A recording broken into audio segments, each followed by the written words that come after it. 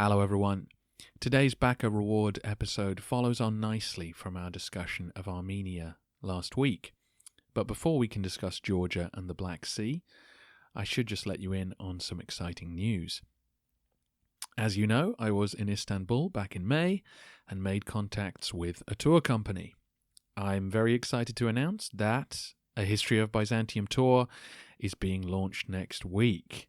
The tour will head to Istanbul next April for 5 days, and I'll tell you all about it in our next episode.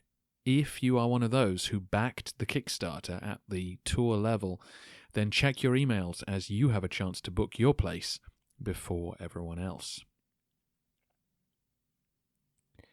Listener CS has 3 questions for us today, 2 of which concern Georgia, the lesser talked about part of the Trans-Caucasus. He asks what were the Georgians up to in relation to the empire century by century. This is slightly tricky because of our paucity of sources, and because, like their Armenian cousins, we aren't talking about a homogeneous people. We're talking about a collection of peoples speaking languages that we identify with the Georgian family. Anyway, we'll give it our best shot. You may remember Justinian's day better than others, and you may recall Georgia was divided into roughly 3 peoples, or at least 3 spheres of influence. Lazica in the west, bordering the Black Sea, Iberia to the east, occupying the center of the Caucasus Mountains, usually with its capital at Tiflis, modern Tbilisi, and then to the north, bordering the steppe world, were the Abazgians. Georgia was heavily influenced by Armenian culture, and so during the 4th century, these areas had also converted to Christianity. This brought closer ties with the Romans, and eventually the wars which Justinian and Khusro fought over control of this area. Despite initially rejecting the Council of Chalcedon, the Georgian Church eventually accepted it. Between this and the regular contact with Roman shipping on the Black Sea, Georgia always maintained low-level, friendly relations with Constantinople, even during the centuries of the Caliphate's dominance. The wars between Justinian and Khusro led to a division of Iberia into Roman and Persian areas, while the Kingdom of Lazica eventually collapsed to be replaced by the Kingdom of Abazgia, as elements from the north took charge of most of the Black Sea coast. Heraclius's amazing victory over the Sassanids seemed to point to a Roman-dominated future for the whole Trans-Caucasus area, but of course the Arabs soon emerged and Byzantine influence collapsed. The 1st century of Islam saw a tug-of-war between the 2 sides. When the Arabs fell into their major civil wars, the Romans were able to march into the mountains to forge alliances. But as soon as the Caliphate was back to business, Arab armies would head for the hills, and the Georgians and Armenians accepted the yoke.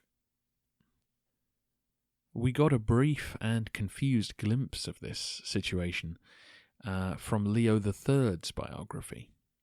Justinian II sent him to the Black Sea coast to try and forge alliances with the locals, but once there, Leo realized that the politics was more complicated than he could easily manage, and without money and troops to support his efforts, he had to escape before he became a target. By the siege of Constantinople in 717, any opposition to Arab rule had been crushed in the mountains, and the Georgians were forced to look to their traditional enemies, the Khazars, for a potential counterweight to Baghdad. Living as they did on the borders of the steppe world, many Trans-Caucasian writers have a particular disgust for the nomads. Doubtless they were the victims of many violent raids over the centuries, and several Georgian leaders had refused to cooperate with Heraclius when he brought steppe riders south with him. However, the Khazars offered stiff resistance to Arab domination, and there was hope that this might allow the Georgian peoples to avoid being dominated by either side. The results were inconclusive. For many years, Arab garrisons settled nearby, bringing greater control than the Georgians had had to endure before. But once the Khazar threat mellowed, the local Arabs tended to be situated further south in Armenia.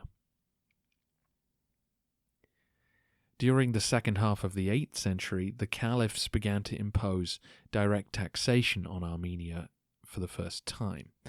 Predictably, this provoked a rebellion, and even more predictably, the Arabs ruthlessly crushed it. This led to several Armenian clans migrating north into Georgia, and it brought a wave of Arab settlement to Armenia. The Caliphate's response to this bloody uprising was to encourage Arabs to migrate to the Transcaucasus, hopefully to provide a loyal Muslim population. And you know all about this, as many of them settled at Melitene and Theodosiopolis and around Lake Van. But others moved north to Tiflis, creating an emirate there, dispossessing some local Georgians. In response to this, some in Georgia began to look again at Byzantium for support. A branch of the Armenian royal family, the Bagratuni, established themselves in Iberia and adopted the Chalcedonian orthodoxy of the population. Through this, they cultivated good relations with the emperors in Constantinople, starting as far as we know with Leo V. A few of their leaders got themselves on the imperial payroll, and relations continued to grow over the rest of the century.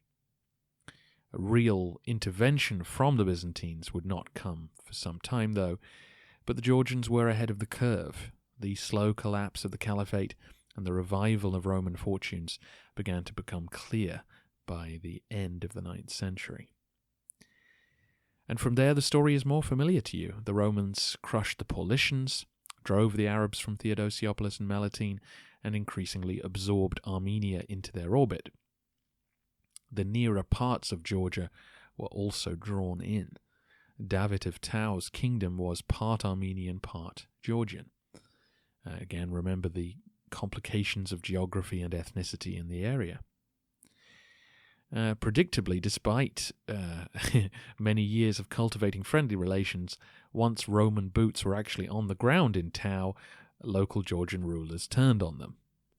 Despite Basil II being the protector of the Orthodox, it was more important for the rulers of the Georgian people to maintain their independence in the face of domination by an outside power. I hope that will suffice as an update for now. Obviously, Basil II then fought a couple of battles with the northern Georgian kingdom, which we covered in the narrative. There is obviously a lot more one could say about various non-Georgian groups who live in the mountains and occasionally came to dominate or have a part in politics during this era. Obviously, one could go into detail about Georgian history as far as we know it, but it doesn't really affect our narrative, and I think it complicates things to attempt to unravel the biases and prejudices of the sources. That's obviously been my attitude to Armenian politics as well. I think what we take away from the Byzantine point of view in Georgia is that the area was impossible to fully bring into Roman norms. Basil II sent generals in to guard the major towns and the mountain passes, but he didn't attempt to send out tax inspectors to start assessing land because he knew resistance to that would be strong, and a lot of the communities didn't live in nice organized villages the way they did, down on the plains near the Mediterranean. Listener CS also says, by this point in the story, there is essentially a ring of Orthodox countries around the Black Sea. What was the cultural environment like around this Orthodox sea? He's alluding to the fact that the Rus had now converted to Christianity, which certainly increased the amount of potentially friendly traffic on the Black Sea. But it's worth pointing out that the Rus did not actually control the land to the north of the Black Sea. At this point, that was firmly in the hands of the pagan Pechenegs. East of them, and curving down into the Georgian world, various other steppe tribes also lived, including the remnants of the shattered Khazars. So the Black Sea was very far from being dominated by Orthodox peoples, especially if you consider that the conversion of the Rus was relatively recent and state-led. Vladimir was baptized in 988, and so we can't expect the average Rus sailor to have grasped the doctrines of Chalcedon fully by 1025. Full Christianization would take several generations, and as we often discover, the needs of realpolitik are more important than the shared beliefs of two nations. When the Rus want a better deal for their merchants at Constantinople, they attacked it, and, conversion to Christianity or not, when our narrative resumes, they will do this again. In 1043, they will be crossing the Orthodox Sea, aiming to kill their brethren.